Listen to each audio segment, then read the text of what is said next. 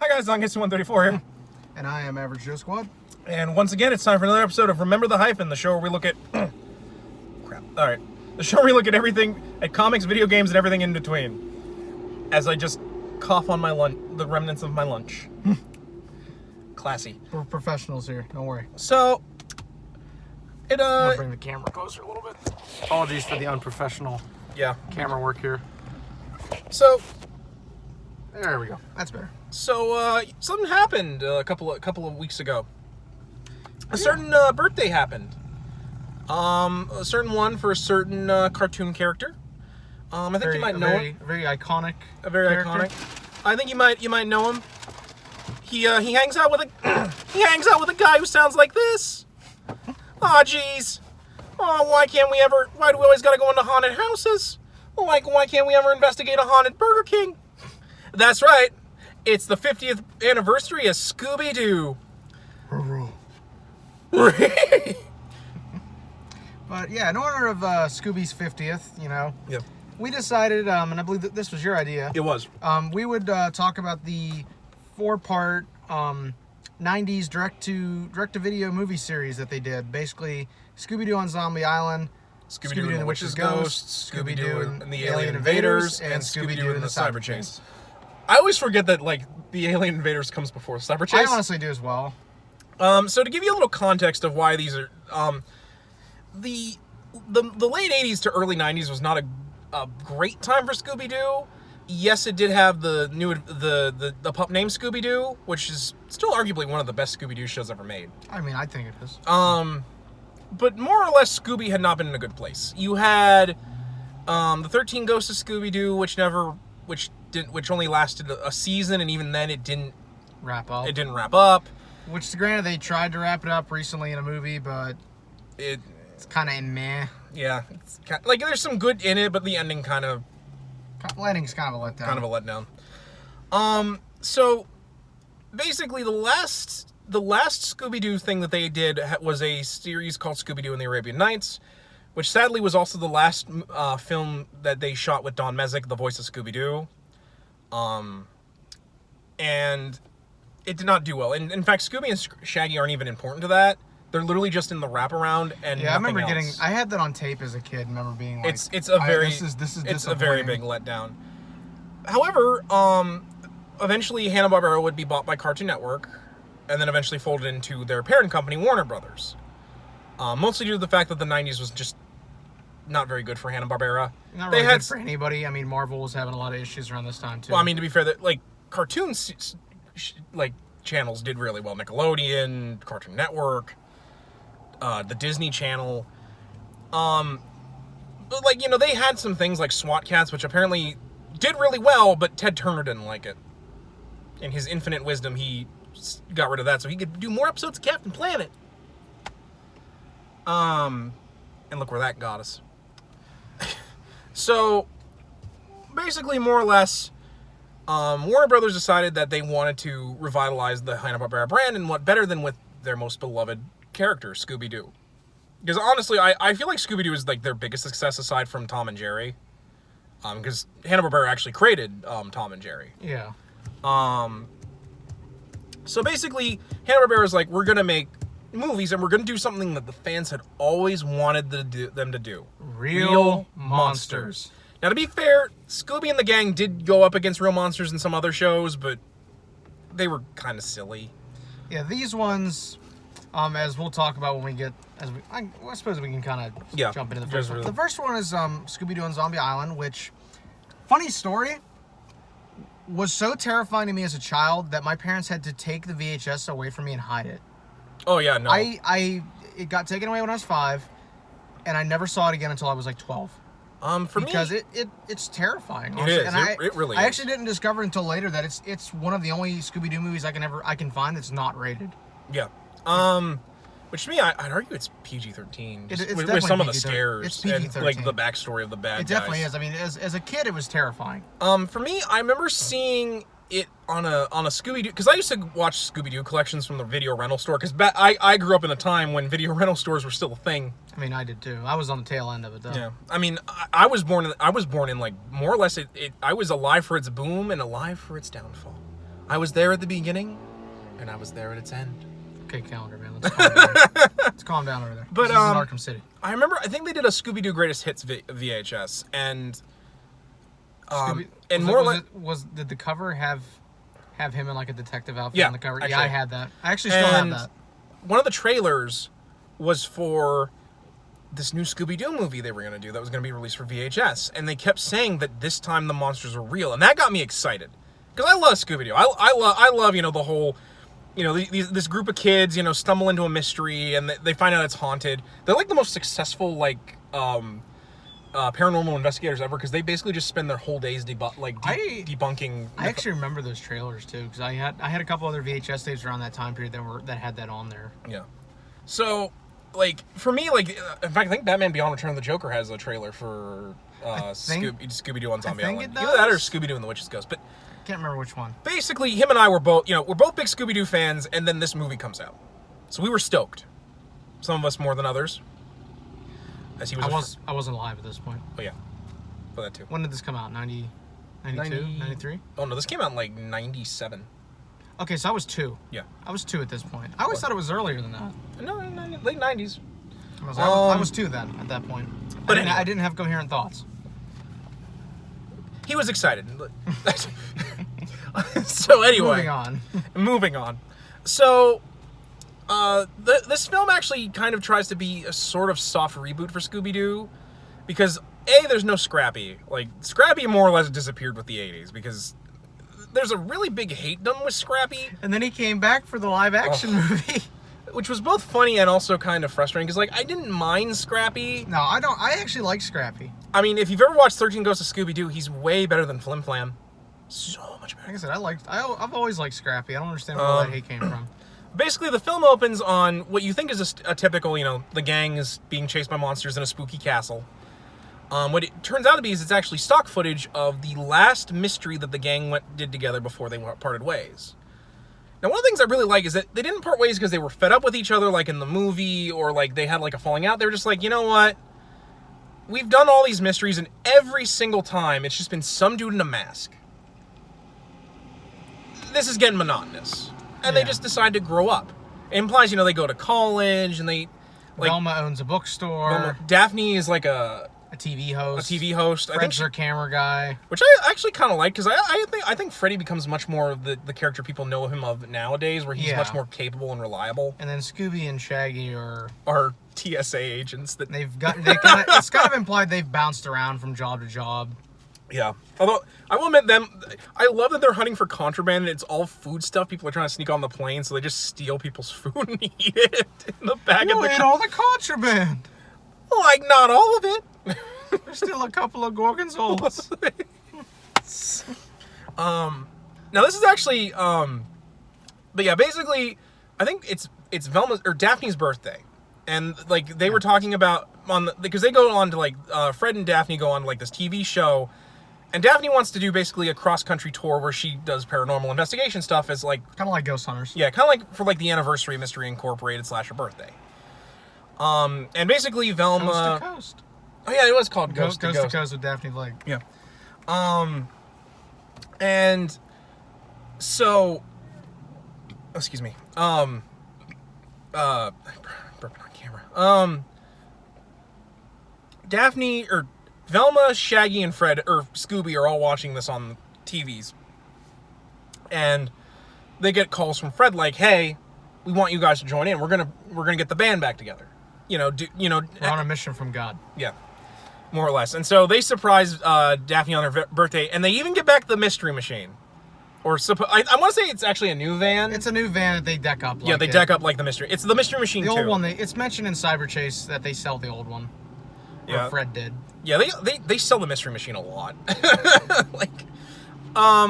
But I mean, to be fair, that thing was old. I don't mind. I know there are a lot of people that don't like the one from the '90s movies. I actually kind of like it. Well, it's different because it's a modern version. Yeah, because it has an actual nose.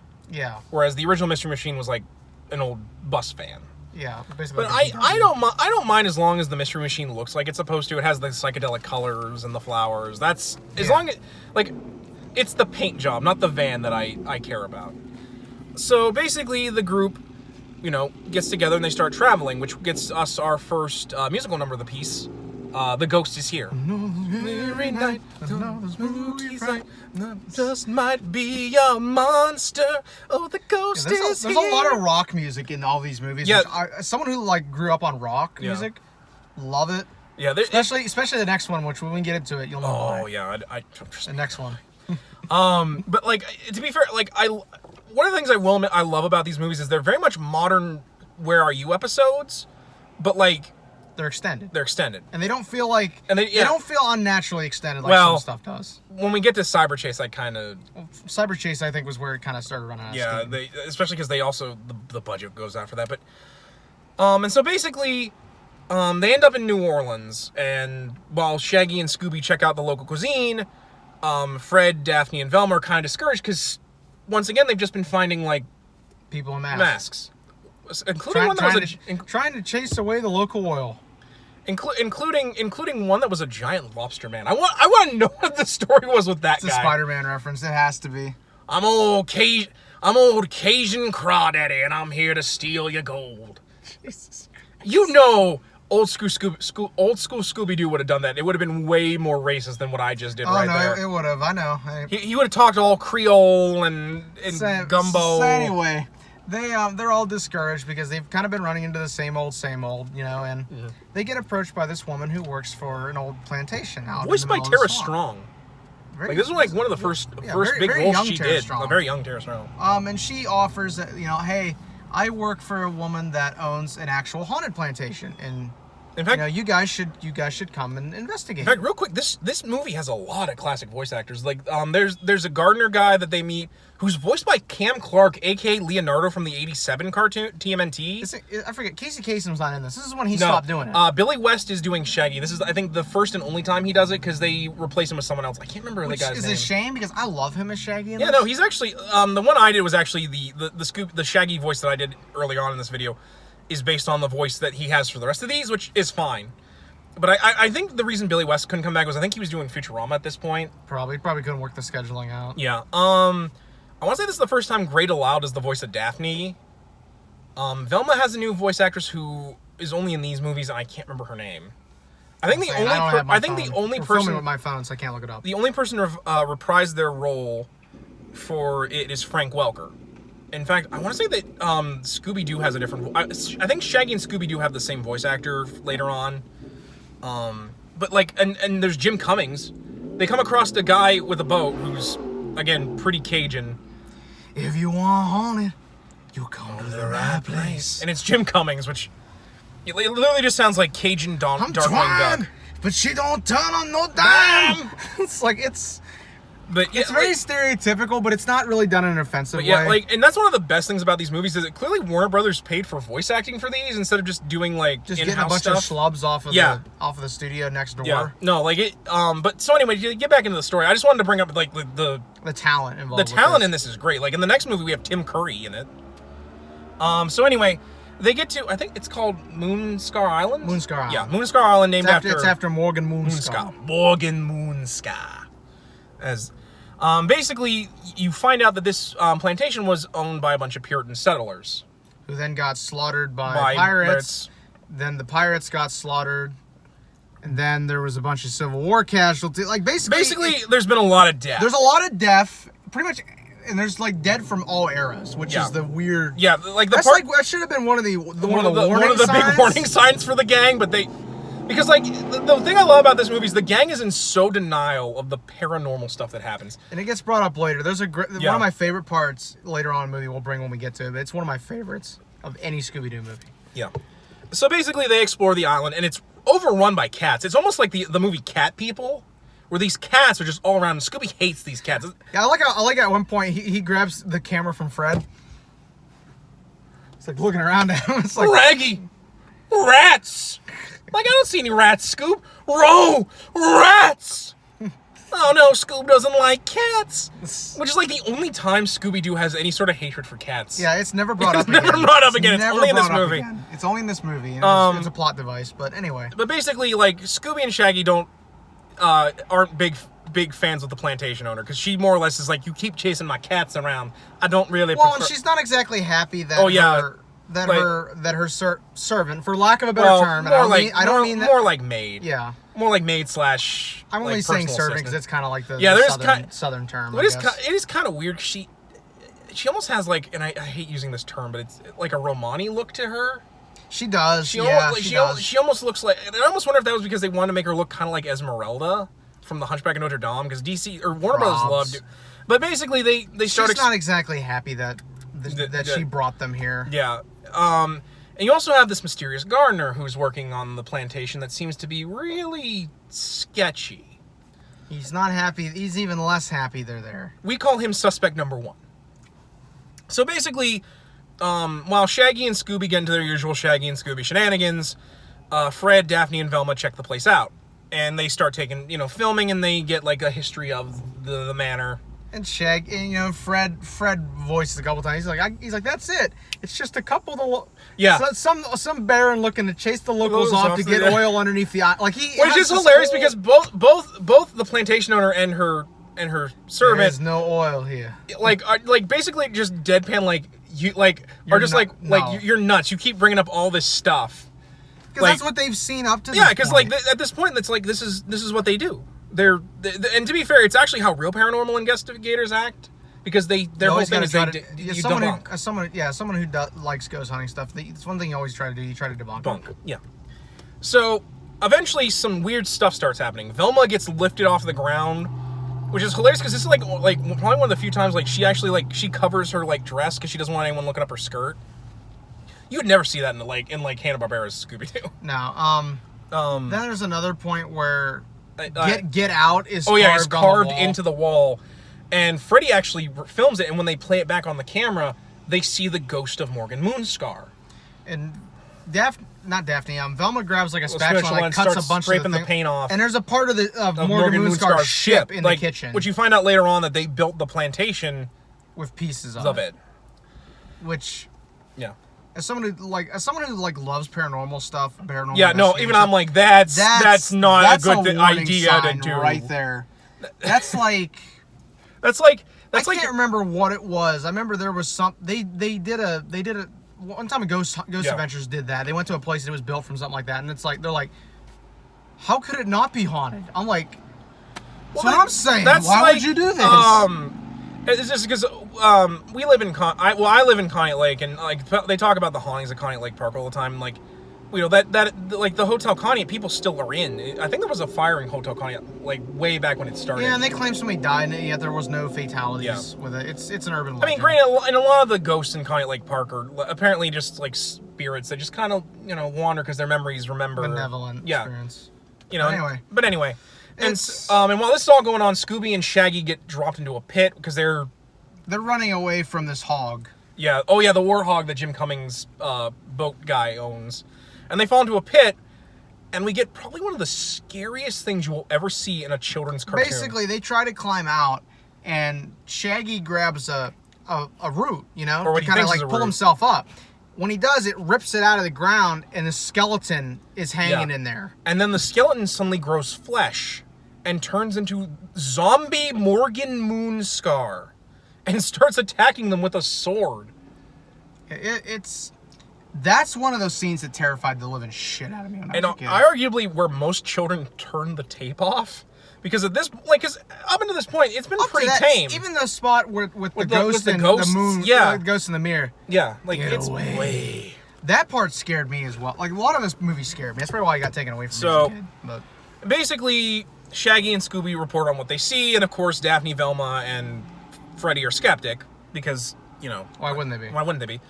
And so they have more or less they're getting ready to leave because they think that Scooby's not going to handle the hauntings and the cats, and more or less they just caused this big mess in this lady's kitchen. So you know what? We're just gonna leave. We're just gonna leave because we've seen enough. But oddly, the lady takes a turn. She's like, no, you can't not have some southern hospitality before you leave, and so invites them to stay for the night so that they can have dinner. Well, it's because the ferry's not running. Oh yeah, the ferry. Yeah, the ferries don't run at night. Yeah, and so she's like, we can put. I can put aside because I can put aside it for the night. You guys are at least gonna leave in the morning, so yeah, it's not a big deal. So this, of course, leads to everyone trying to have dinner, but of course Shaggy and Scooby can't not be in the room with the cats without something comedic happening. So they're like, you know what? We'll go eat in the van. We'll go eat in the Mystery Machine. Which, throughout, one of the running gags in this story is that, like, Shaggy and Scooby keep eating these really hot peppers that grow on the... They're ghost peppers or something like that. Are they called ghost peppers? I can't remember they were actually called ghost peppers. There's something similar to ghost... For all intents and purposes, they're ghost peppers.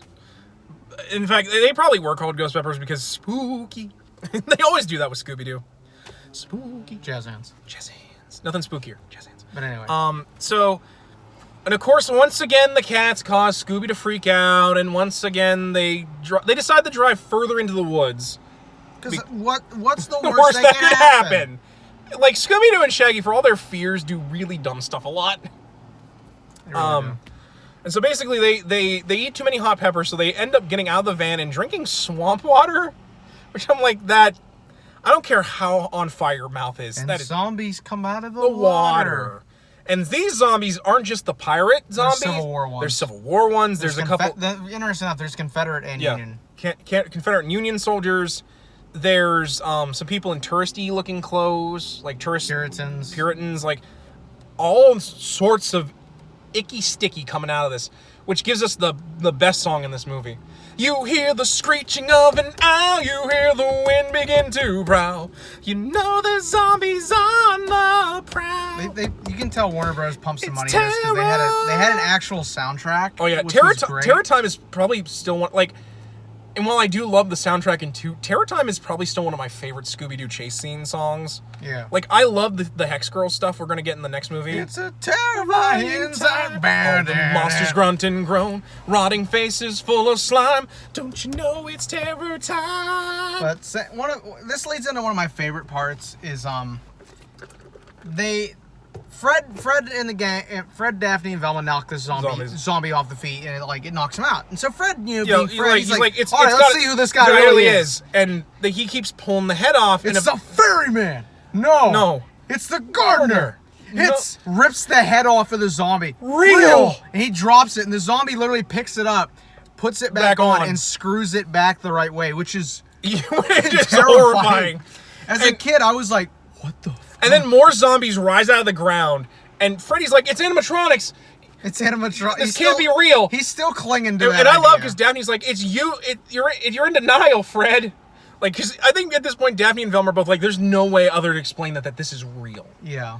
And to be fair, there's no other way. Well, and what happens is Scooby and Shaggy, who had been running in another direction, they fall into this pit where there's basically a big sundial and a sacrifice, there's an altar, basically. And they come across. Well, they do that because they run into the ferryman, who's now turned into like a werewolf-looking thing.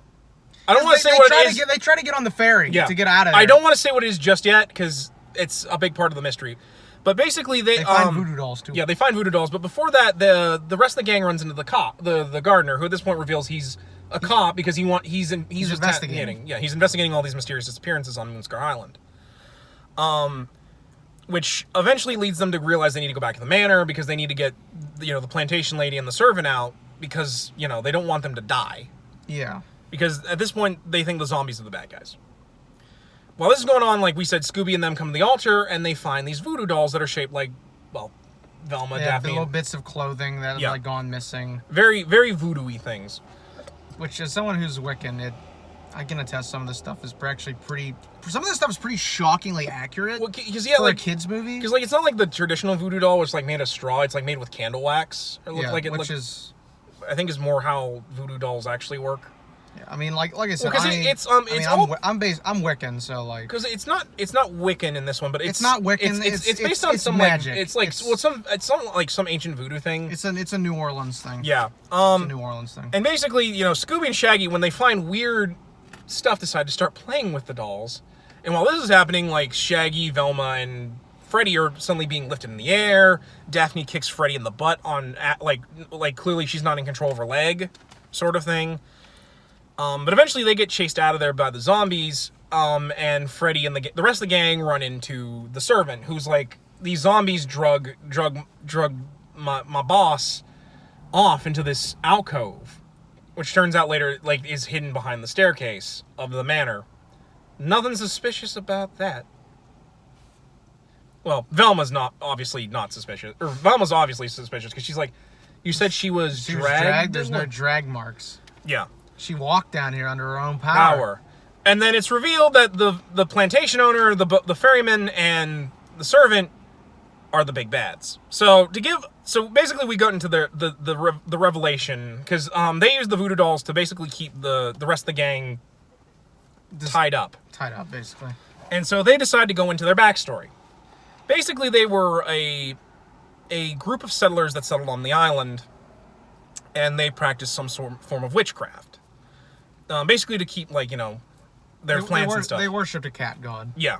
Because I want to say there's a name for the cat god, and that's what... I can't remember. I can't remember it either. Basically, they were doing real well until Morgan Moonscar and his pirates show up. And basically, the pirates attack the settlers and drive them into the crocodile-infested waters where most of them are killed. Except for the servant and the plantation owner. And so they use their cat god's magic to turn themselves into basically servants of the cat god, where they basically become werecats. Which also explains why there's all these cats around, because those are their servants.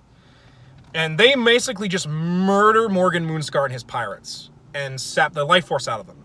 In doing so, they can basically live forever, but once every full moon or something like that. Yeah, they need to steal more life force. Which explains why there's all these different zombies from different eras across the island, is because they've been doing this for centuries. Yeah, they're old. Yeah, super old. We're talking at least 200 years old. And so basically, I want to say the ferryman's not. The ferryman, they basically were we'll give you... You give... Yeah, he's working with them, but he wasn't part of the original. Yeah, no, he was... They were you bring us more people, and we'll give you immortality. And so, more or less, Scooby and Shaggy come upon them as they're these giant cat monsters. And it's actually really horrifying. They look really scary as cat monsters. They really do. And basically, they manage to get the voodoo dolls away and free the others. And so, they're like, what are we going to do? And so, Velma comes up with a plan. And more or less, her plan is run the clock out. Because basically, if the full moon passes and they don't sap anyone's life force away, they'll turn to dust. And it's also, again, really horrifying. Because they legitimately, melt and disintegrate. Yeah, and I mean, the zombies all show up. Yeah, and the zombies go after the cat. And more or less, the zombies are actually the good guys in this. Because basically... Due to the magic, their souls cannot rest. And basically, whenever it's time for the spell to weaken, their souls take control of their bodies. So basically, every time the zombies have showed up, they've been trying to scare the gang away to get them away from the island. Because they know that if they can keep people away, their souls can finally rest. Yeah. And so basically, the gang, of course, succeed because this is a children's film. Yeah, and the zombies all turn to dust. The one Confederate guy, he's that's like a ghost. He shows up at Scooby's shoulder and he's like, thank you, and he just salutes him and just fades, which could actually be Shaggy's ancestor, because in Scooby Doo meets the Boo Brothers, Shaggy's great uncle was a Confederate soldier. A little bit of Scooby Doo history. I doubt that was what they had in mind, but it's cool to theorize. Especially because that movie makes no sense, because at that point, Shaggy's great uncle should not have just been dead. He should have been super dead. He should have been ancient even in the 80s. Yeah.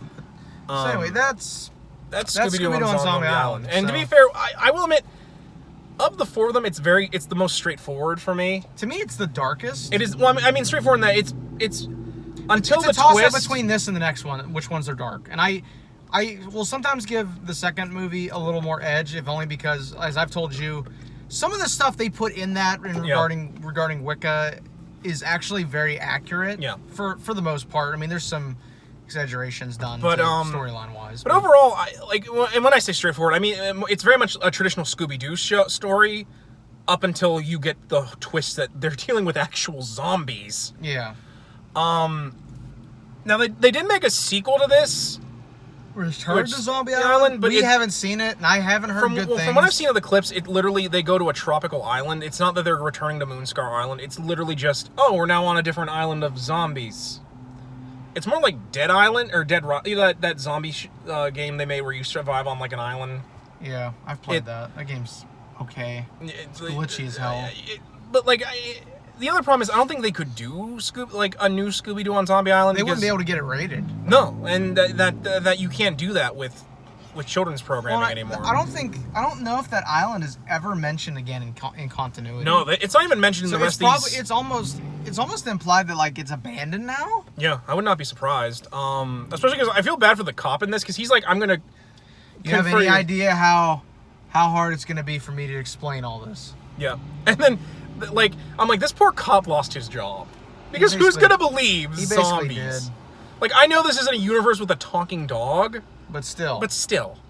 So, and to be fair, we do call this a quadrilogy, but to be fair, it's mostly in that it carries a lot of the thematic changes. For one, like Daphne's in a much more modern outfit, so is Freddy. And they have ascot, man. Yeah, they have the modern Mystery Machine. Like, we call them a quadrilogy, but it's more like these movies had this... They're modernized. Yeah, they're modernized, and they were done in the same style. So, for me, this is probably my favorite of the four. The next one is my second favorite. But you want to do that one since I talked a lot about this one? Yeah, sure. The second movie is Scooby Doo and Meets the Witch's Ghost. Mm-hmm. Is it Meets Witch's Ghost? No, Scooby Doo and the Witch's Ghost. And the Witch's Ghost. Because they're all and the. Yeah, and basically what happens is the gang, and forgive me because I haven't watched these movies in a while. I honestly need to get them again and rewatch them. Please don't come into my. Oh, there's a wasp. Shut the windows. Because I hate wasps. I hate bees. I hate wasps. I hate all of them. No. Oh. Anyway. Okay. Sorry about that, guys. But anyway. So what happens is the gang go to Massachusetts. Yeah, more or less. They go to Massachusetts. I think it's actually Salem. Yeah, they go to Salem, Massachusetts. They run into a writer named Ben Ravencroft. Yeah, that's Stephen Hawking reference. I'm about to say Ravencroft. That's not an unusual name. So yeah. And more or less, because they run into him during a mystery. Okay, I think it's gone, so I'm gonna put the windows back down. Yeah, we're actually sitting here with no AC on, so it's pretty sweltering in here. Yeah. But anyway, so they show up and basically they get involved with this mystery where basically Ravencroft is trying to find the diary of his ancestor who was a healer at this time. Named Samantha Ravencroft? Or no, Sarah Ravencroft. Sarah, yeah. And basically, while this is going on, there's a witch's ghost going around, scaring local people. Yeah, which is tied in thematically to this, basically Oktoberfest that they're having. Yeah. Because if you grow up on the northwestern coast or northeastern coast, you know. So what happens is, they go through this whole thing where they try to discover the witch's ghost, and what happened is for this festival they're having, they're gonna have some rock music playing. Yeah.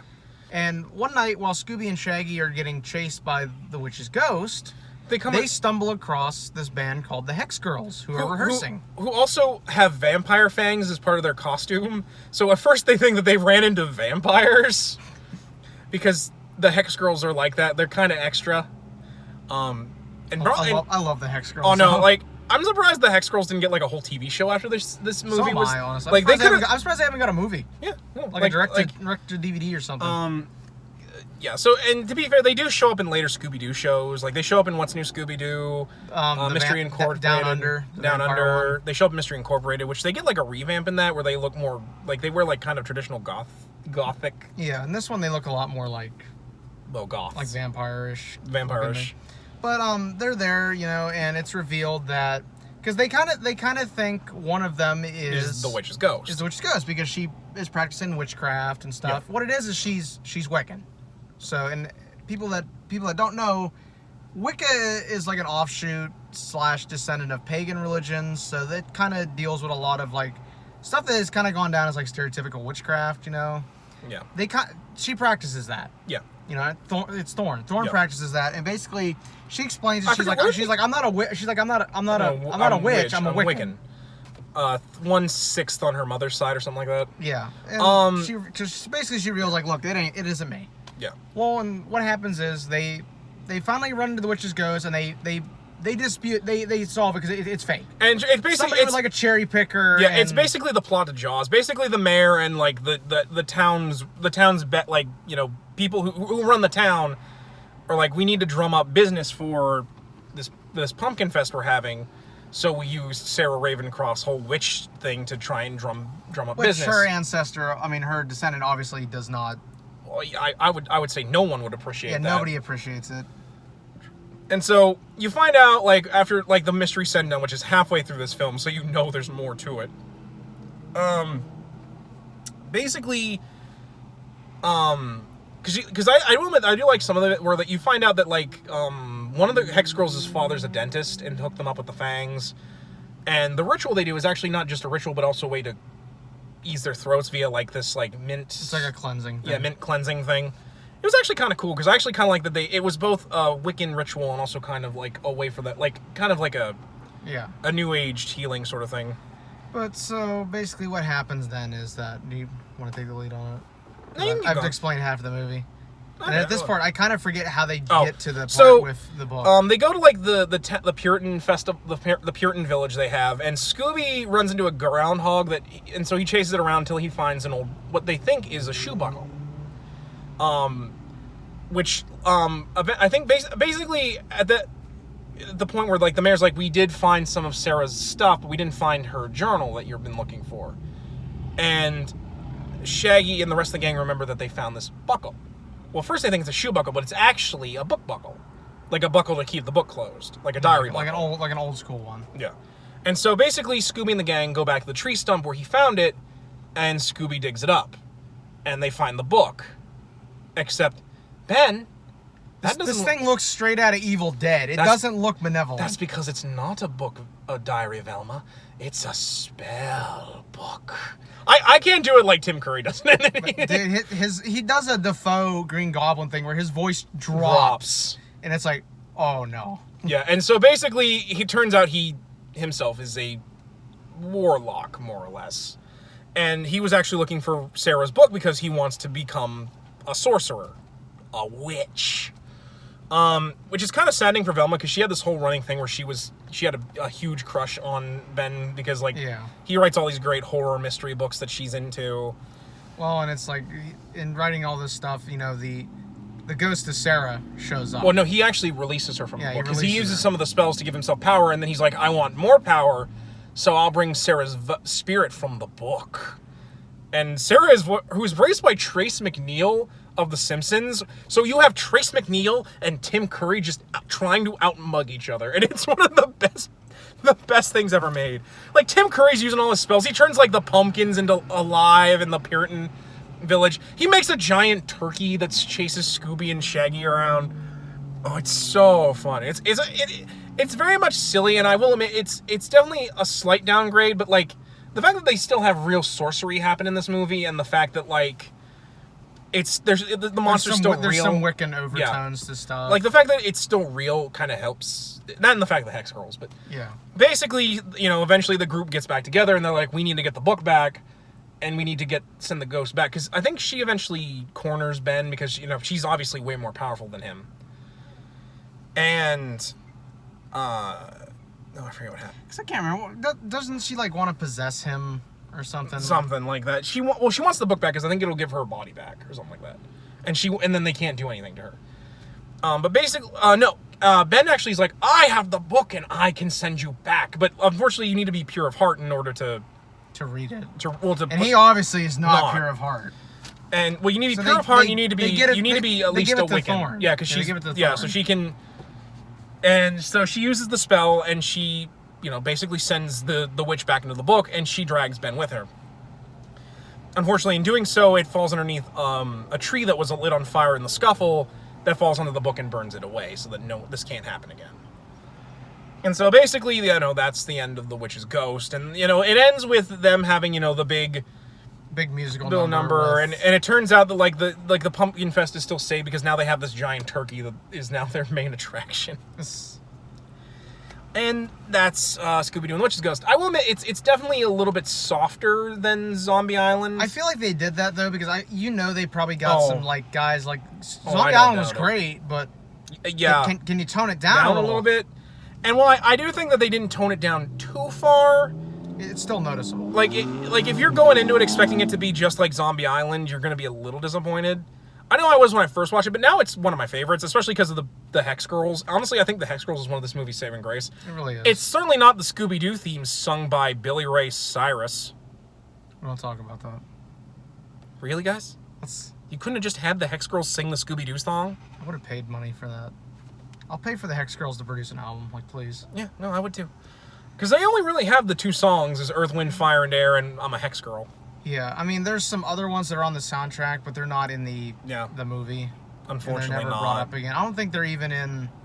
I don't think there's any new ones in Down Under. I think it's just the same. No, it's just those 2, and even then they're shorter too, which is They're not full length. Which, granted, this I'm a Hex Girl is only is under 2 minutes. 2:10. Yeah. But but like I said, of the 4 of them, I really do recommend these 2 to watch first. Yeah. Because the next 2 are kind of I mean, I like the 3rd one, but it's a little too weird for me. Do you want if I do? Yeah, you do. Because this one I haven't seen in a long time. Next up is Scooby Doo and the Alien Invaders. So the film itself opens on basically these people at one of those military installations where they have satellites pointing up so that, they send messages into space. It's Roswell. It's basically Roswell. It basically is. But basically, they have these satellites, they both send out and receive, radio signals from space. Because that, that's one of the ways we've been trying to contact if there's life beyond the stars since I think it's intended to be it's one of the WOW signal satellites. And so basically, it opens up with this group who is listening to the radio signals, and they get this really weird sound across this thing. Yow! Yeah. And while this is happening, the gang is cruising through the desert. I can't remember why they're They're going somewhere. That's all I remember. They're going somewhere. Yeah, I didn't even watch these movies. I can remember most of them pretty well, but I legitimately cannot remember why they're maybe they were going to Burning Man. I don't know. Scooby Doo at Burning Man. That's a new one. And while they're doing so, strange lights happen in the sky, as if they were being attacked by aliens. And they actually encounter the UFO too. It's above them. Yeah, and basically, I think only Shaggy and Scooby see it though, because this is once again the gang being all skeptic, which gets guys, you've encountered a fucking ghost and the undead and zombies. How are you still clinging to this? Some serious denial going on. Yeah, and so basically they end up in more or less, like you said, Roswell. And there's some dumb stuff. There's a subplot where Scooby and Shaggy keep trying to chase a jackalope, which for those of you who don't know, it's a bunny rabbit with the horns of a deer. It's a common desert mirage sort of thing, a cryptid. Oh, and they get into there's a subplot as well with Scooby and Shaggy being romantically involved with this lady and her dog, who are supposedly wildlife photographers.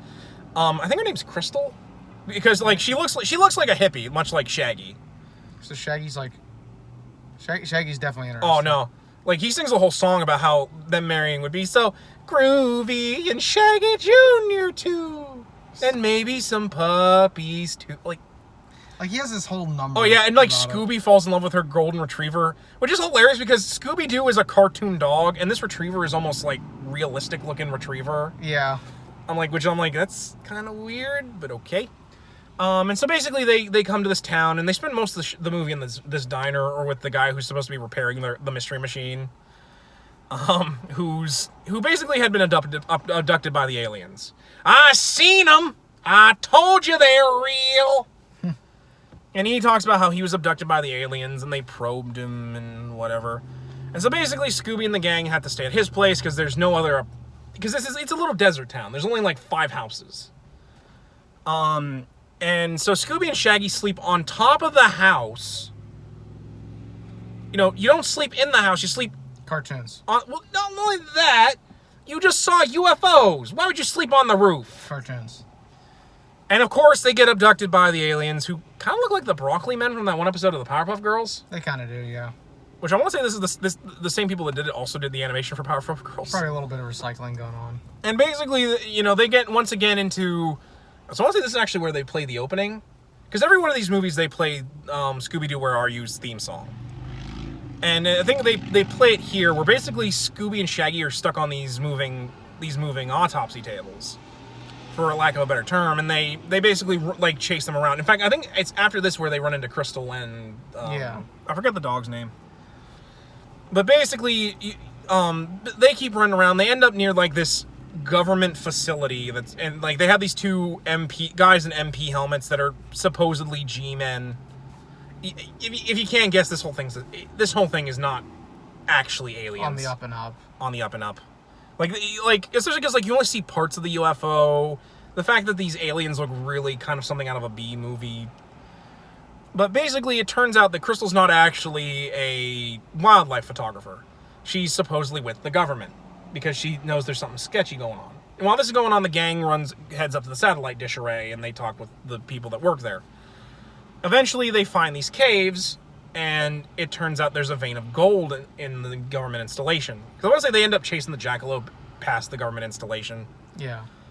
And you find out that the aliens are here, and they're working with the MP guys. Well, it turns out, because really there's no mystery here, because there's so many weird things going on, and Velma figures it out pretty fast. Basically, the three people that run the satellite installation are tired of just being paid minimum wage to listen to space noise all day. Which, granted, I'm like, I mean, doesn't sound like a bad job. Yeah, I know, that sounds like a pretty cushy job to me. Yeah, like I could do that. You and me could do that easily. That'd be fun. You know, you just sit around all day listening to space noise on the radio. And so basically, they, while they were abandoning their post one day, they come across this mine full of gold, or at least what they believe is gold. And so they create this cover story. It's the stereotypical Scooby Doo cover story. They found some treasure and they're scaring people away. In fact, they kidnapped the local kook because they knew that would make people be like, whatever. Because like basically they run the UFO, which is a helicopter with like I don't know how this helicopter gets off the ground because it has like this weird like dome that they use to pretend to be like the Close Encounters of the Fourth Kind like UFO. Yeah. And so basically they get chased around, and it's revealed during this that Crystal and the dog are actually aliens. The reason that they dress like hippies is because they, heard radio signals from the 60s. Like the radio signals that finally reached their planet was from the 60s, so they just assume that's how everybody dressed. There is one really funny joke is when the dog starts talking, and Shag goes, "Can you believe it, Scoob? A talking dog? Yeah, weird." And Freddy's like, "Yeah, that sure is strange." Which is hilarious, because I'm like, look, I know Scooby can't talk real well. But he can still talk. You guys talk to him all the time. Yeah, like, honestly. And so basically, like, the government, the bad guys decide to try and capture the aliens because... Oh my god, they didn't make the money. Yeah. And so basically the gang help, and due to all this, the two aliens, because I think they're basically like, the first contact, basically. They wanted to, figure out if, we should, meet with each other. And they leave, which makes Shaggy and Scooby all heartbroken.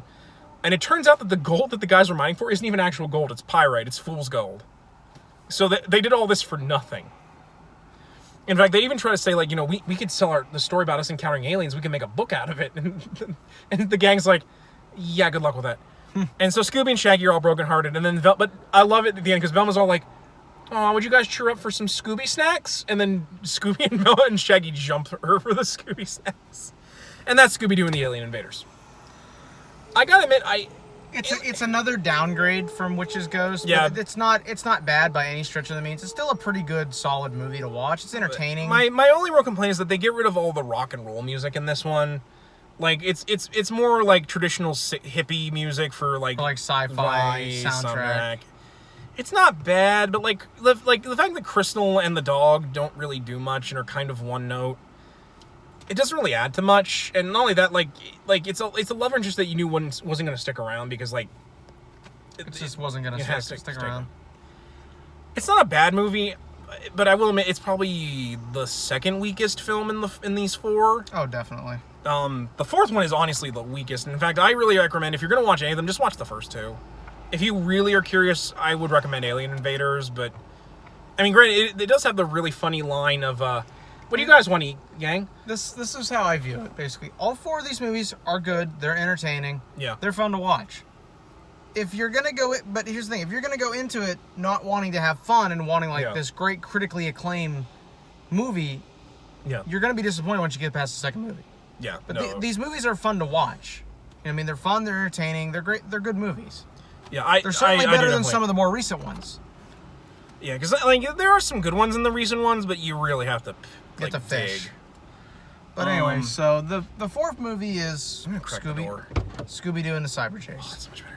And kind of like continuing with the trend of real monsters. This time we're not dealing with aliens, we're not dealing with ghosts, we're not dealing with zombies. We're dealing with Tron.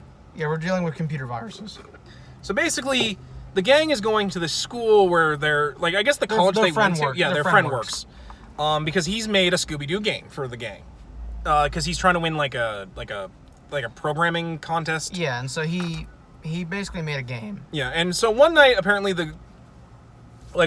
him, his partner, and their professor, who looks like Albert Einstein if he combed his hair back.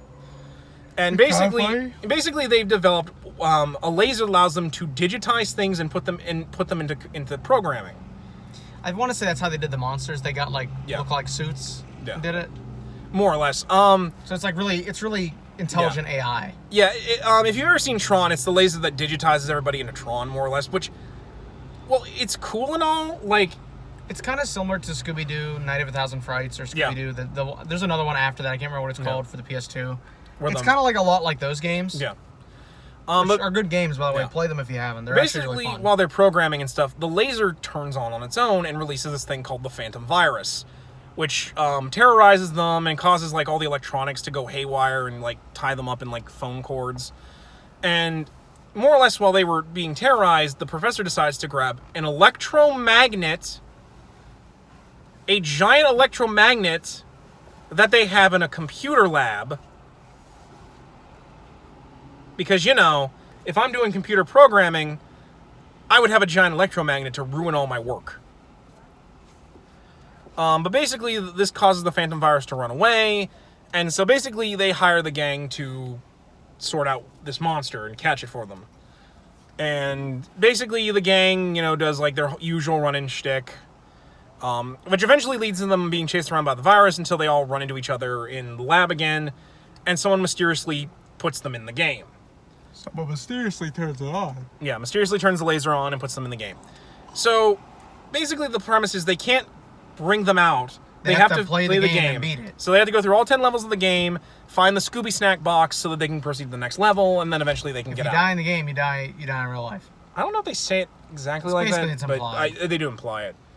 And so basically the group, the two guys, the professor and the security cop that's been giving them trouble the whole time, more or less have to watch and try to figure out which one of them is the culprit.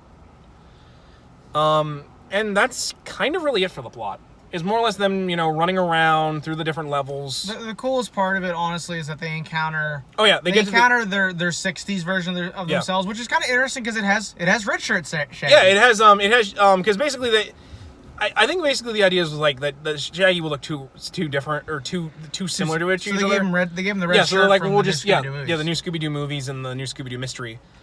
And so basically like they all meet up and you know, they're all like, you know, we like it here. We don't really want to go back to the beginning of the game. We just kind of want to stay here because there's you know, we can eat the food here. There's all sorts of things we can do. But, you know, they're like, you know, we'll help you find the Scooby snacks because there's only one place haven't been to, and it's this carnival part of the level where the Phantom Virus shows up and he's like, I brought all your greatest hits with me. And you have all these different monsters from the gang's past. You have like Gator Ghoul, the Tar Monster, the Creeper, Old Iron Face, Miner 49er. Was it Miner 49er? I think he's in there. Old Miner 49er. The only one that I'm surprised they didn't have was Kooky Space Kook. Yeah. Because I mean, I know you don't like him. But like, I don't like him. I just think that laugh is obnoxiously. Well, for me, it was just weird because like he's in the original intro of Scooby Doo. Where to be fair, some of them are from later series. I also wonder why they didn't have the android from the one episode, the one that's like an actual robot. I think his name's Andy the Android. Yeah. And so, you know, they get you, and once again, Freddy's like, we'll just unmask them. Freddy. It's a computer program. You come across real monsters in this game the whole time.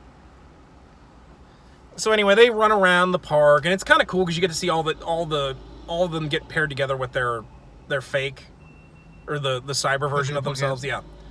It's really, I will admit, there's also some really bad animation glitches here, particularly with the Scoobies, because they can't, like, they constantly make both Scoobies the Cyber Scooby, who has a red collar, and but like it's not bad, but there's definitely some animation glitches in this part, or just mix-ups, which is indicative of they had a less budget. Yeah, and so basically, after doing all this running around and getting rid of the other monsters, Shaggy remembers that he still had the super magnet in his pocket, which should be causing, like, glitches throughout the whole game, but it's only when it's out of his pocket. Because apparently Shaggy has lead-lined bell-bottoms. And so, basically they realize the magnet causes the rest of the cyber gang to glitch out and, like, just get frozen in place. So they realize that they need to lure the Phantom Virus, who's guarding the arcade on the Midway, because that's where the Scooby Snacks are. Basically, they need to lure him there so they can use the magnet to destroy him and get the last box of Scooby Snacks. This leads into a big fight and chase scene in the arcade, which leads to Cyber Scooby helping regular Scooby get the Scooby Snacks, which somehow kills the Phantom Virus because they lose the magnet in the scuffle. And somehow beating the game kills the Phantom Virus, even though the Phantom Virus wasn't part of the game. And I've gone cross-eyed. It's a plot hole. Yeah, and so basically they get freed from the game, and they reveal that the guy who was in the baseball hat was the guy who created the Phantom Virus, because there's all these baseball references throughout the whole thing. Like the virus makes all these references, like, let's play ball. Here's the home team. And it's really obvious who the bad guy is. And that's Scooby Doo in the Cyber Chase. Honestly, of the four, it's the most weakest, because it really should have just been like a 30-minute episode instead of drawn out to like a 70-minute movie. I would actually argue, because I consider Down Under to be part of this, I would consider Down Under to be the weakest. It came so much after Cyber Chase, though, that... Well, the problem for me is I kind of consider Down Under more to be just a tie-in to What's New Scooby Doo, because it more or less is just What's New Scooby Doo. For me, With special guests, the Hex Girls. But fair. Especially, not only that, they actually managed to get Casey Kasem and Daphne's original voice actress back for it. So I consider it part of, like, its own thing in, like, What's New Scooby Doo. Yeah. But for me, of the four, and I figured we'd just talk about the four, because I didn't really want to do Scooby Doo Down Under. I haven't seen that one in probably a decade. Like, the Phantom Virus is also really lame. He's all skinny, and he's supposed to be scary, but he's kind of silly. I liked it as a kid, and after seeing it more recently, I'm just like, oh, this is dated. Like, if you really want to This is more dated than the new Spider-Man, the new animated series, which looked dated when it came out. Like, for me, if you really want to watch this movie, just watch Cat Icarus's review of Scooby-Doo and the Cyber Chase, which he calls Scooby-Doo and the Spindly Johnny. Because otherwise, it's not bad, and if you just enjoy watching Scooby-Doo movies, it's fine. I'm not a big fan of a lot of the music, especially the chase scene when they go through a bunch of levels. Boom, boom, diggy, diggy, day all night. I'll fight a monster. It's just kind of like... I actually like that song. I mean, it's not bad, but it's just kind of like early 2000s techno. Doesn't really do much for me. Especially when you had stuff like Terror Time Again. Well, you can tell the budget got cut, so they stopped getting rock bands to... But anyway, I think that's kind of it. As a whole, like, I definitely think it's not a bad quadrilogy. Like, you can at least be entertained by Alien Invaders and the Cyber Chase. But, as a whole, like, honestly, the first two are the best ones and the ones everybody remembers. Because they're so different from everything else Scooby-Doo related. Like, again, real monsters, supernatural stuff for the gang to encounter. Because I think after this, they do occasionally have supernatural that the gang deals with. But this was really the first time it happened. Yeah. And I think a lot, especially because a lot of people don't give it enough credit. Like, one of the things back when I was a fan of Nostalgia Critic that annoyed me is they always brushed off these movies when talking about Scooby-Doo, and like, these are so good, and like, I feel like they deserve to be watched because they're good. Yeah. Like, I think are they the best? No, I actually would argue they are. Well, the first two are the best. Yeah. Oh yeah, no, I like. Especially because, like, these were kind of one of the reasons why I felt like the live-action movies were such a letdowns. Because these were so good. Good, yeah. And then they did the live-action one, and they basically, for all intents and purposes, shit the bed. Yeah, which actually was mostly the production company's fault. because the guy who wrote them wanted them to be really dark, like satire, satirical. Well, no, like satirical parodies. Like, you know, they wanted to have Velma and Daphne be in a lesbian relationship. They wanted to make more druggy references with Shaggy and Scooby.